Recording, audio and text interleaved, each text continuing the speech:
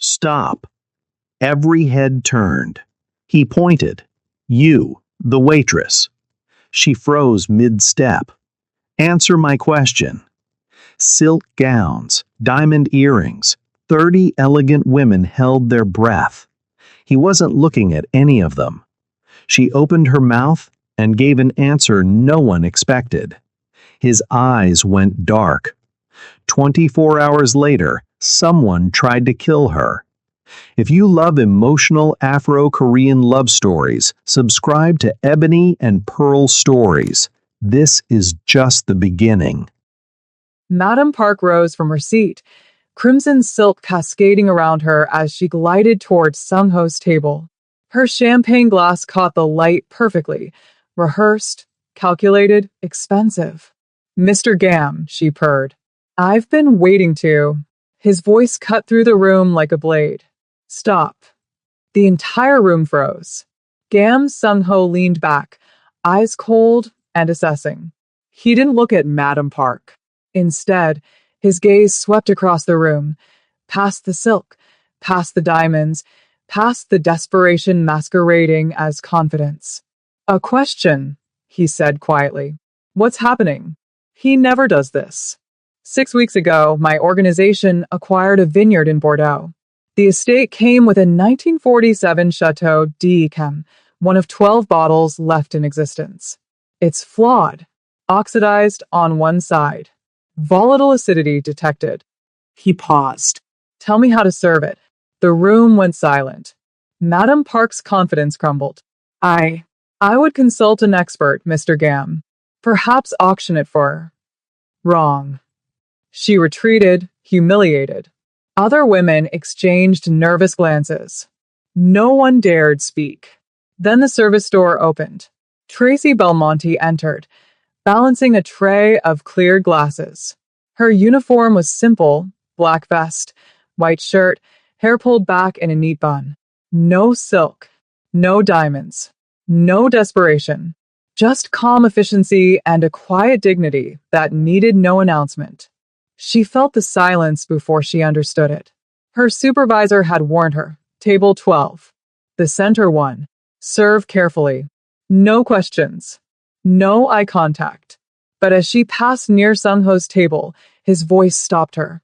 "You, waitress." Tracy turned slowly, meeting his gaze without trembling. "Yes, sir? Answer my question." He can't be serious. "She just started tonight." Tracy glanced at the elegant women watching her with barely concealed schadenfreude, then back at Sung-ho. She set down her tray, hands steady.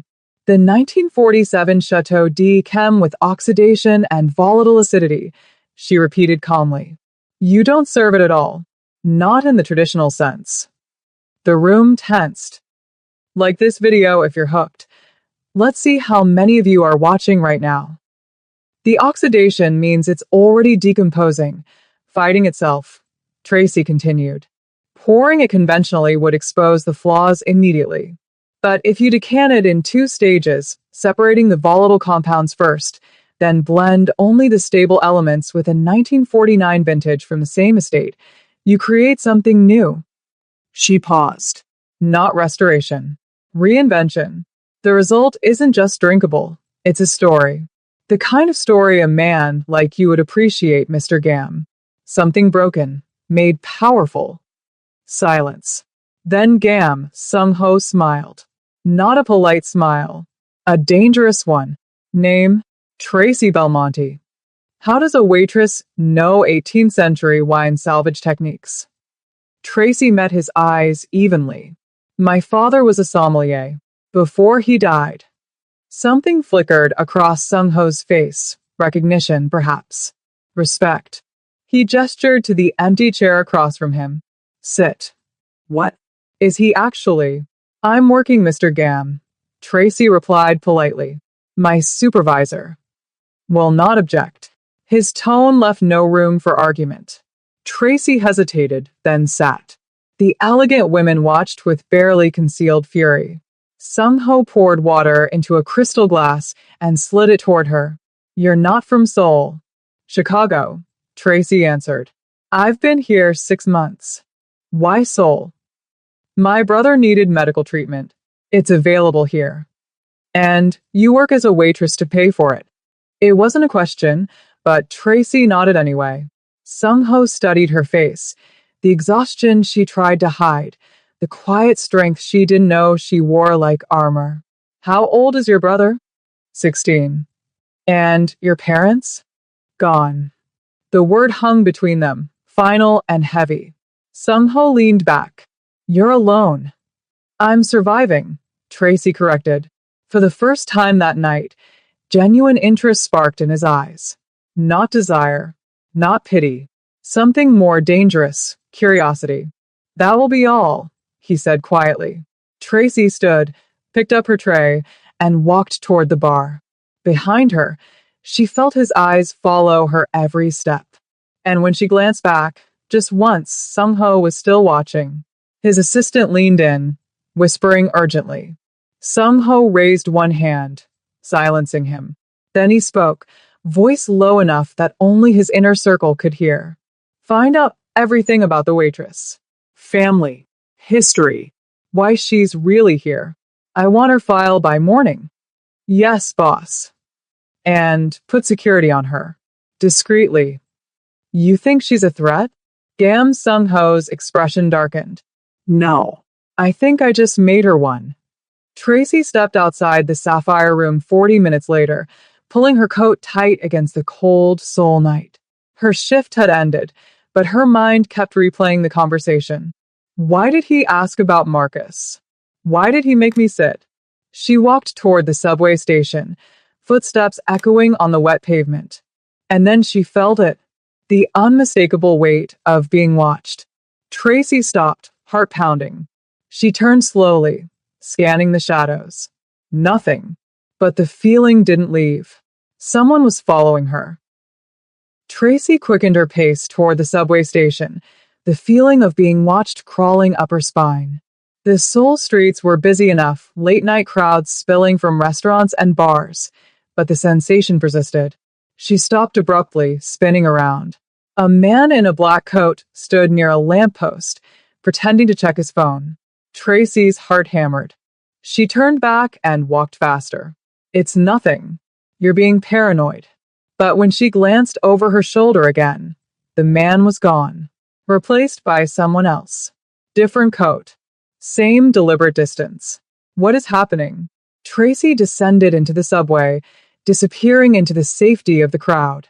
She didn't know that 2 cars behind hers, one of Gam Sung-ho's men sat quietly, ensuring she made it home. And she didn't know that by morning, a full dossier would be sitting on Sung-ho's desk. Gam Sung-ho didn't return to the Sapphire Room the next night, or the night after that. But his men did. They watched Tracy work, efficient, kind, unbothered by the whispers that followed her everywhere. The elegant women who frequented the club had made her a target. Snide comments, deliberate spills, accidental shoulder bumps. Tracy never reacted. One evening, a co-worker, an older woman named Mrs. Choi, stumbled while carrying a heavy tray. Tracy caught it before the glasses shattered, steadying the woman with a gentle hand. Are you all right? Tracy asked in careful Korean. Mrs. Choi nodded, embarrassed. My back. It's been bad lately. Go home early, Tracy said. I'll cover your tables. But you've already worked a double shift. I'm fine. Go rest. Mrs. Choi's eyes glistened. Thank you. Later that night, when a wealthy businessman tried to slip Tracy a 500,000 Korean wons tip for simply refilling his water, she politely refused. I didn't do anything to earn that, sir. Keep it, he insisted. Pretty girls like you should be rewarded. Tracy set the money on his table. Thank you, but no.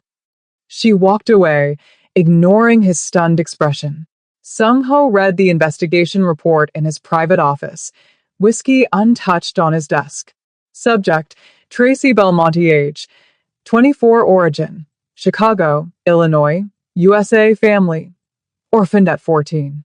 Younger brother, Marcus Belmonte, 16, diagnosed with juvenile idiopathic arthritis. Requires experimental biologic treatment unavailable in the U.S. criminal record. None financial history. No debt. No suspicious transactions. Works 2 jobs. Sends 90% of income to brother's medical care. Romantic history. No current relationships. No pattern of targeting wealthy men. Psychological profile. High resilience. Low trust. Fiercely protective of brother. Sung-ho closed the file slowly. No manipulation. No agenda. No desperation. She was exactly what she appeared to be, and that made her the most dangerous woman he'd ever met. Tracy was wiping down tables after closing when the lights dimmed. She looked up. Gam Sung-ho stood in the doorway, flanked by 2 bodyguards. "We're closed, Mr. Gam," Tracy said evenly, not stopping her work. "I'm aware." He dismissed his men with a gesture. They left, closing the door behind them. Sung-ho walked to the bar, pouring himself a drink. "Whiskey? I don't drink on the job." "You're not on the job. Your shift ended 10 minutes ago." Tracy set down her cloth. "What do you want?" "To talk." "About you." Tracy crossed her arms. "There's nothing interesting about me." Sung-ho smiled faintly. "You refused 500,000 Korean wons tonight. Most people would have taken it." "I didn't earn it." "You worked a double shift covering for a coworker. That's earning it." "That's being a decent person," Tracy corrected. "It doesn't require payment." Sung-ho studied her. "You don't trust money." "I don't trust easy money." "Because you've never had it." Tracy's expression hardened. "Because I've seen what it does to people." "And what does it do?" "Makes them think they own you." Silence stretched between them, thick with unspoken understanding. Sung-ho set down his glass. "I read your file." Tracy stiffened. "What?" "Your brother. The treatment. Why you came to Seoul." Anger flashed in her eyes. "You had no right." "I have every right," Sung-ho interrupted calmly. "You walked into my world. That means I know everything." "Then you know I'm not interested in whatever game you're playing." "This isn't a game." "Then what is it?" Sung-ho stepped closer. "Curiosity." Tracy didn't back away. "Find someone else to be curious about." "I can't." "Why not?" His eyes held hers. "Because you're the first person in 10 years who's looked at me without fear or greed." Tracy's breath caught.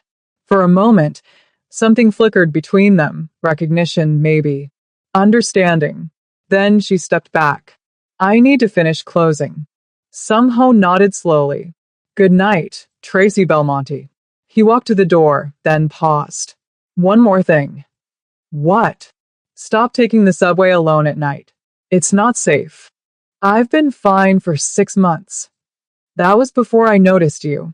The words hung in the air, both warning and promise. Then he was gone. The attack came on a Friday night. The Sapphire Room was at capacity.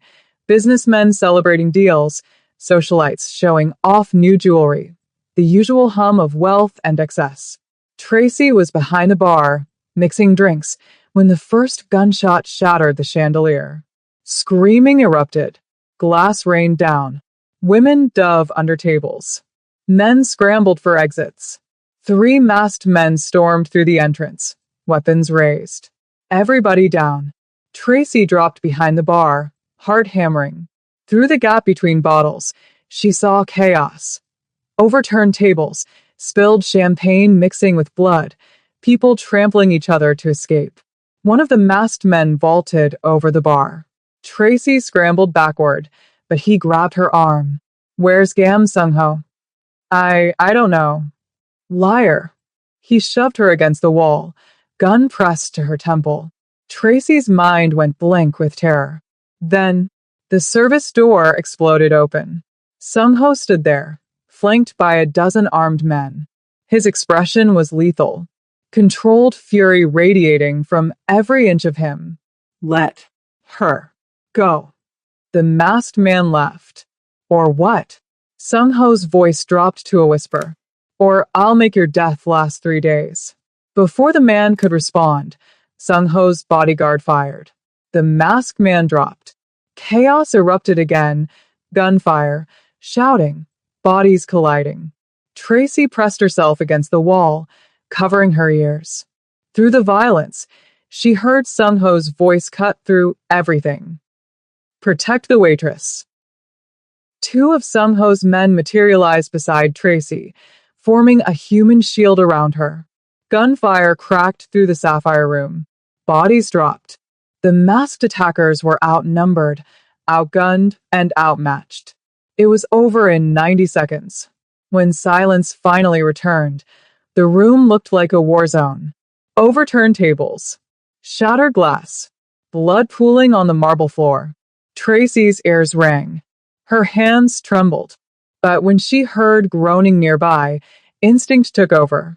A young waiter, barely 20, lay beside an overturned chair, clutching his shoulder. Blood seeped between his fingers.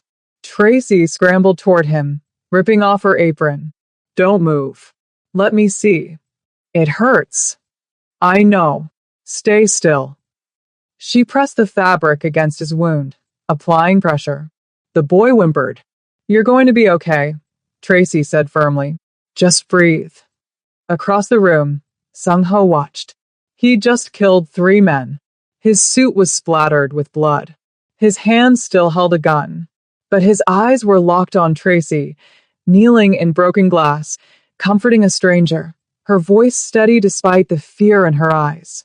Something shifted in his chest.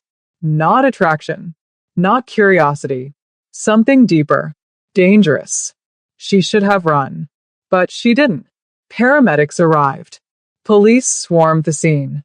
Tracy stayed with the injured waiter until they loaded him into the ambulance, whispering reassurances he probably couldn't hear. When she finally stood, her knees nearly buckled. Sung-ho was there, steadying her. Are you hurt? His voice was rough. Tracy shook her head. I'm fine. You're trembling. I said I'm fine. Sung-ho studied her face, the shock she was fighting to hide, the adrenaline crash beginning to set in. He removed his jacket and draped it over her shoulders. My men will take you home. I can take the subway. No. The word was absolute. You're not taking the subway. Not tonight. Not ever again. Tracy opened her mouth to argue, but exhaustion won. She nodded. Sung-ho watched her leave, flanked by his most trusted guards. And in that moment, he made a decision that would change everything. Tracy didn't notice at first. The black sedan that followed her to work each morning. The man in the coffee shop who always sat 2 tables away. The way her rent, always a struggle, suddenly stopped appearing on her landlord's payment notices. It took 3 weeks before she realized something was wrong.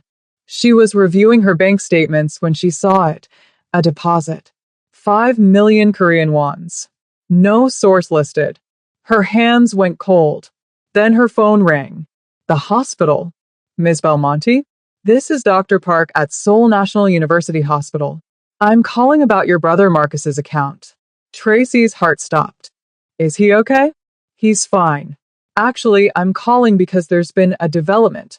His treatment balance has been paid in full. All future appointments as well. What? The payment came through yesterday. We assumed you'd arranged it, but Tracy hung up.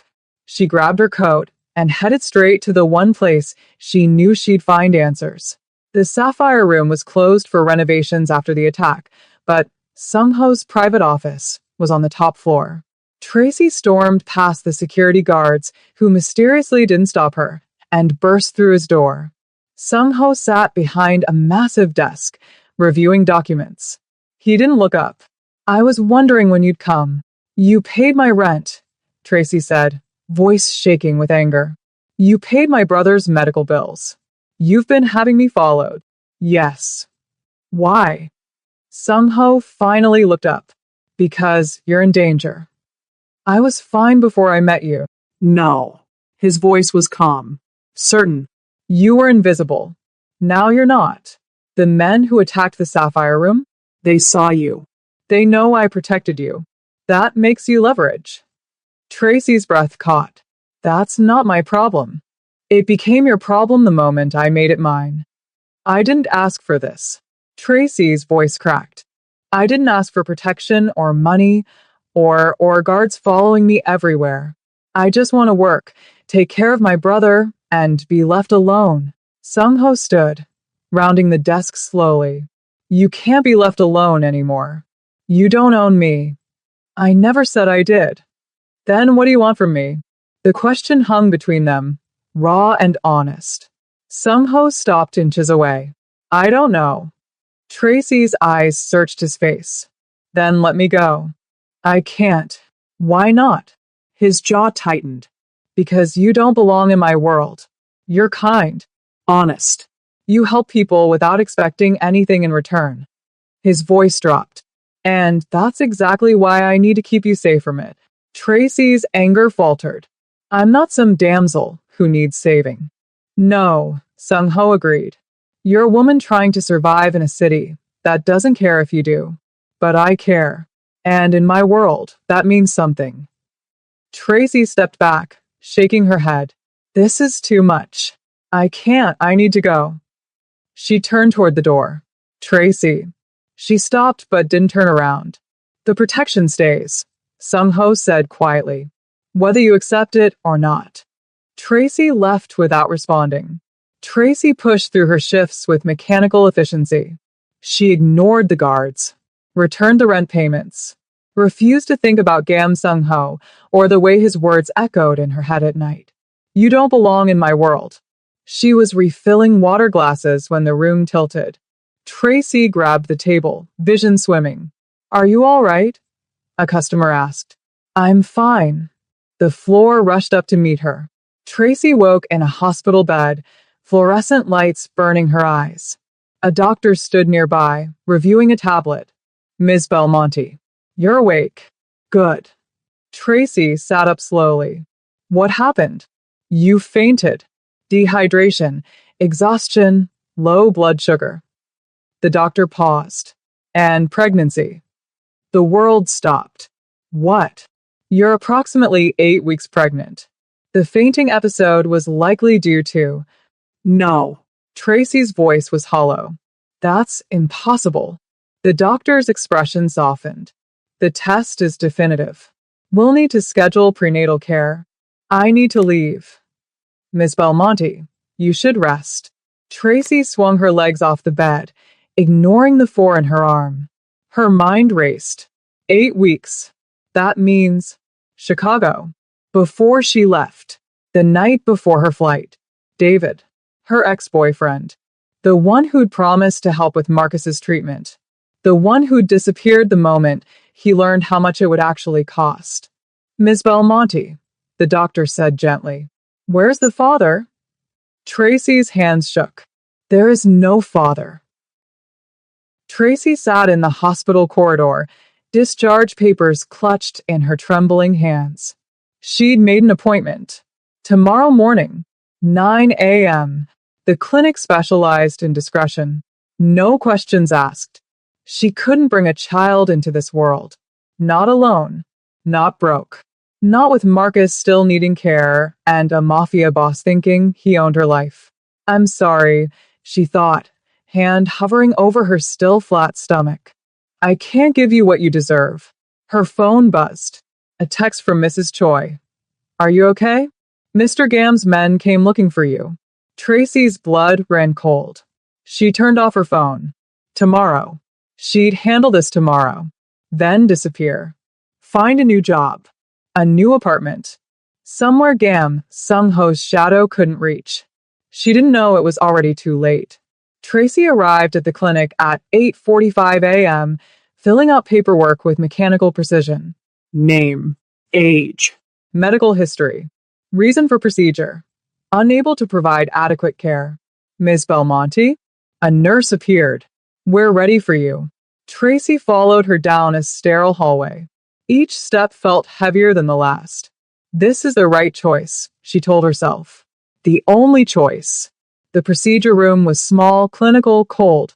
Tracy changed into the gown, hands shaking as she tied it. The doctor entered, reviewing her chart. Any questions before we begin? Tracy shook her head. All right, lie back, please. Tracy closed her eyes. The door exploded open. Gam Sung-ho stood in the doorway, chest heaving like he'd run the entire way. His eyes found Tracy on the table, and something visceral crossed his face. Rage, fear, desperation. Get out, he said to the doctor. Sir, this is a private medical. Out. The doctor and nurse fled. Tracy sat up, clutching the gown. How did you? Your phone's been off for 18 hours. You missed your shift. My men tracked your hospital discharge. His voice was raw. What are you doing? Something that's none of your business. Sung-ho's eyes dropped to the medical equipment. The realization hit him like a physical blow. No, you don't get to decide this. Tracy, it's not your child. The words ripped out of her. It's not your problem. Just leave me alone. Sung-ho crossed the room in 3 strides, gripping her shoulders. Is that what you think? That I'd only care if it was mine? Tracy's eyes burned. Why do you care at all? Because his voice broke. Because you're trying to erase yourself to survive. And I can't watch that happen. I don't have a choice. You do. Sung-ho released her, stepping back. Marry me. Silence. Tracy laughed bitterly. You're insane. I'm serious. Why would you marry me? Tracy's voice shook. You don't even know me. Sung-ho pulled a chair close and sat, meeting her eyes. Listen to what I'm offering. 1 year. A contract marriage. 12 months, and then you're free to leave with everything you need. I don't understand. No romance. No expectations beyond public appearances when necessary for your safety. You want separate rooms? You'll have them. You want to keep working? Fine. But you and the child get full protection. Tracy stared at him. And when the year ends, I give you 1 billion won. You take Marcus. You take the child. You disappear if that's what you want. I'll never contact you again. 1 billion. Tracy couldn't process the number. That's insane. That's your freedom. Your brother's future. Your child's security. But why? Tracy whispered, the baby isn't even yours. I don't care whose it is. Sung-ho's jaw tightened. In my world, perception is everything. We announce the marriage immediately. Say the pregnancy happened early.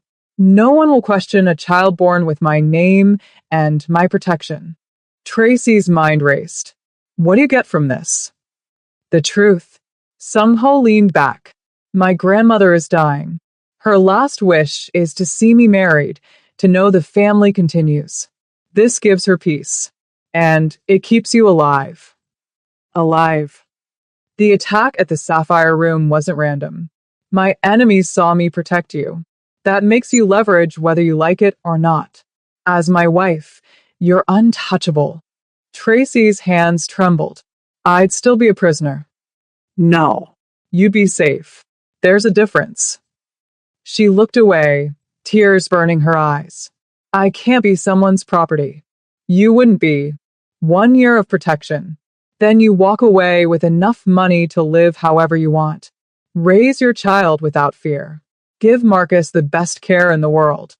His voice softened. You'd be choosing survival, not surrender. Tracy closed her eyes, feeling the weight of impossible choices. 1 year. Marcus gets his treatment. The baby gets a chance. Then freedom. If I agree, she said slowly. I won't pretend to love you. I'm not asking you to. And after the year, you can't interfere with my life. Ever. You have my word. Tracy opened her eyes. Then I'll do it. The news exploded across Seoul's underworld within hours. Gam Sung-ho to marry. Bride pregnant.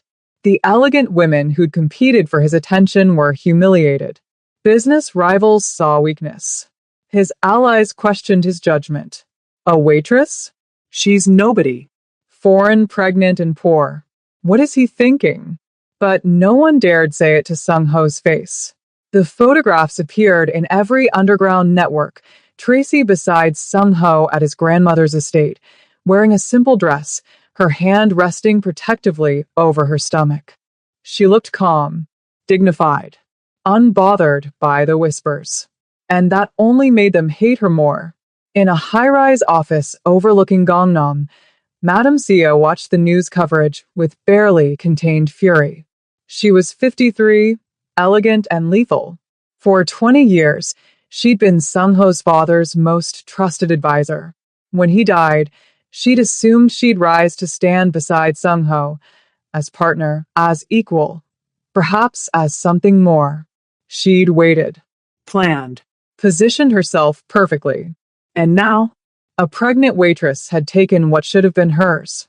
Her assistant entered nervously. Madam, the wedding is scheduled for next week. Private ceremony. I'm aware. Should we send congratulations? Madame Seo's smile was ice. Oh, we'll send something.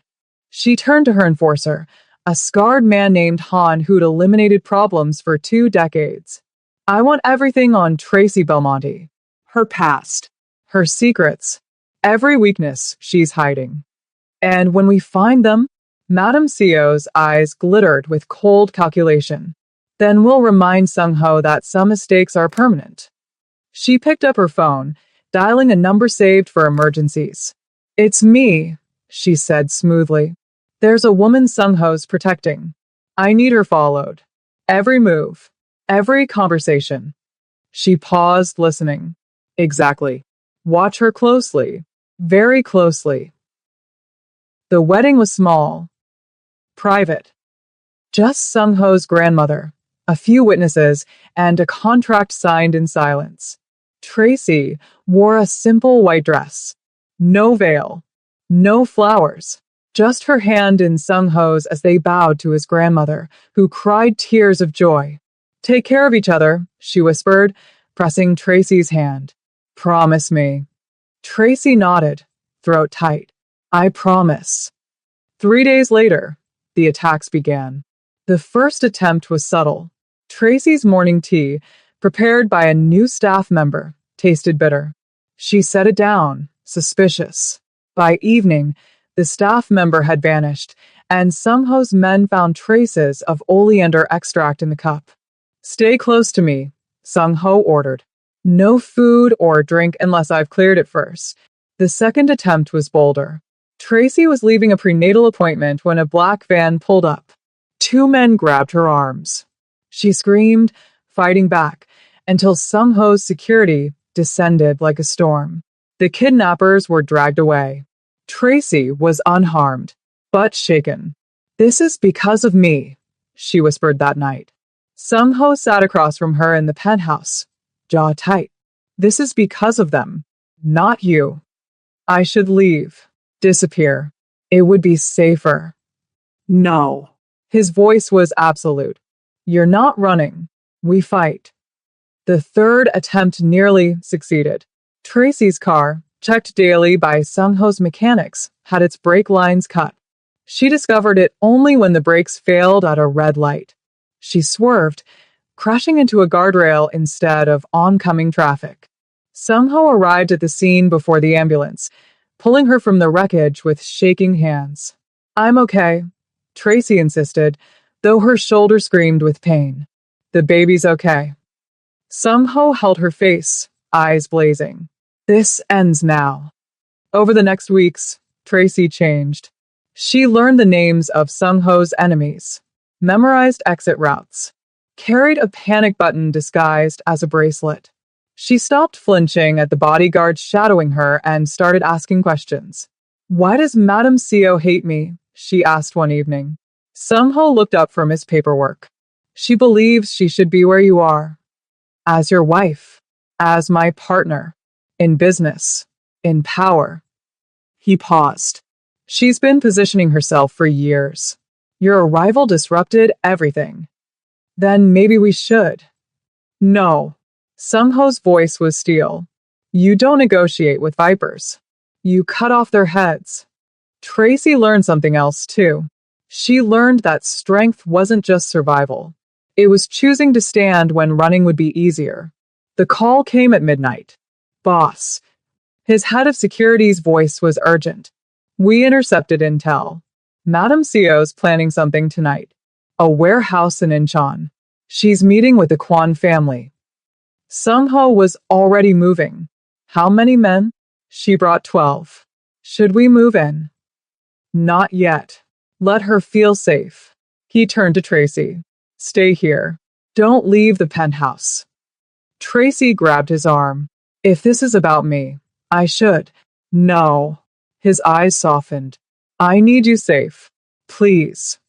She nodded. But 30 minutes later, Tracy's phone rang. Unknown number. Mrs. Gam, a woman's voice. Smooth. Venomous. This is Madame Sio. I believe we should talk. Woman to woman. Tracy's blood chilled. I have nothing to say to you. Not even about the real reason Sung-ho married you? Oh, my dear. You really think it was protection? Madame Sio laughed. Meet me at the Incheon warehouse. Alone. Or I'll make sure your brother's treatment gets complicated. The line went dead. Tracy stared at her phone, heart pounding. Marcus. She grabbed her coat. The warehouse was dark, cavernous, smelling of rust and seawater. Tracy stepped inside, every instinct screaming danger. Madame Sio emerged from the shadows, flanked by armed men. So brave, she purred. So stupid.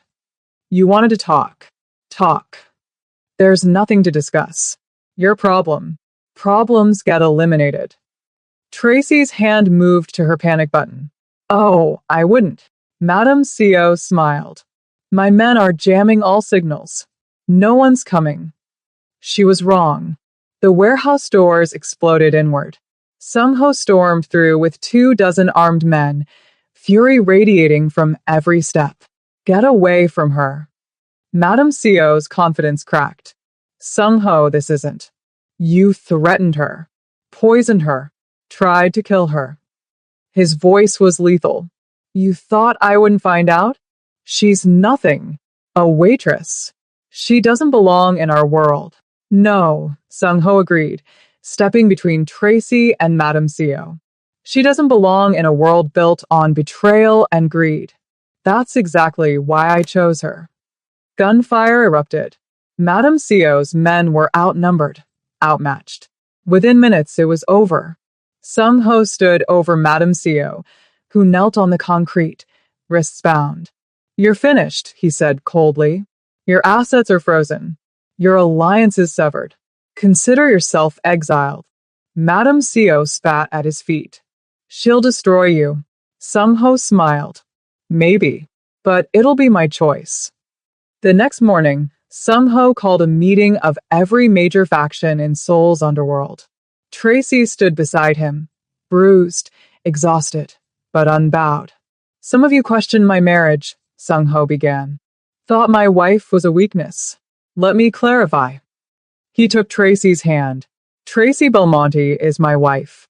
The child she carries is mine in every way that matters. Anyone who threatens her threatens me. Anyone who harms her will not live to regret it. Silence. Then slowly, nods of acknowledgement. The message was clear. Tracy was untouchable. 3 months later, Tracy stood in the penthouse, staring at the calendar. 11 months since the wedding. 1 month until the contract ended. 1 month until her $1 billion settlement and freedom. She should have been relieved. Instead, she felt hollow. Sung-ho entered quietly. The papers are ready. Whenever you want to sign them. Tracy turned. And if I don't? He froze. What? The contract said 1 year. That I could leave. But it never said I had to. Sung-ho's expression was carefully neutral. You want to extend it? No. Tracy stepped closer. I want to tear it up. I don't understand. The contract was about survival. But somewhere between the attacks and the fights and the protection, her voice cracked. I stopped surviving and started living. Because of you. Sung-ho's eyes widened. Tracy, you gave me freedom by never demanding anything. You protected me without caging me. You made me feel safe without making me feel owned. She took his hand. So, I'm not leaving because the contract ended. I'm staying because I choose to. For the first time since she'd known him, Gam Sung-ho looked vulnerable. You don't have to, he whispered. I can give you the money, the freedom. I don't want money. I want this. Us. If you want it too. Sung-ho pulled her close, forehead resting against hers. I've wanted it since the moment you answered my impossible question. Tracy smiled through tears. Then ask me again. Without a contract. Sung-ho stepped back, taking her hand formally. Tracy Belmonte, will you marry me? Not for protection or contracts or anything except this, me, choosing you. Every day. Yes, Tracy whispered. Every day. And the most feared man in Seoul, who'd never bowed to anyone, bowed his head to love. Thank you for being part of this journey. Subscribe to Ebony and Pearl Stories for more emotional Afro-Korean love stories. This is just the beginning. You stayed with Tracy and Sung-ho all the way to the end. That means something to me. It really does. You know, when I create these stories, I imagine someone out there, maybe you, who needs to escape for a little while. Someone who believes in love that defies the odds. Someone who knows that the most beautiful connections happen when we least expect them. And if Tracy's story touched your heart even a little bit, then I did my job. But here's the thing. Her journey, it's just one of many. The next story waiting for you is even more intense, more emotional. The kind that'll have you holding your breath and smiling through tears at the same time. Click that video on your screen right now. Don't let the algorithm decide what you watch next. Choose connection. Choose emotion. Choose us. Oh, and before you go, I realized something. I've been telling you stories, but I don't even know where you are right now. Are you watching from Lagos, London, New York, Seoul, somewhere I've never even heard of? Drop your city or country in the comments. Let me know you're real. Let me know we're in this together. Because honestly, knowing you're out there makes every story worth telling. See you in the next one, love. Don't keep me waiting.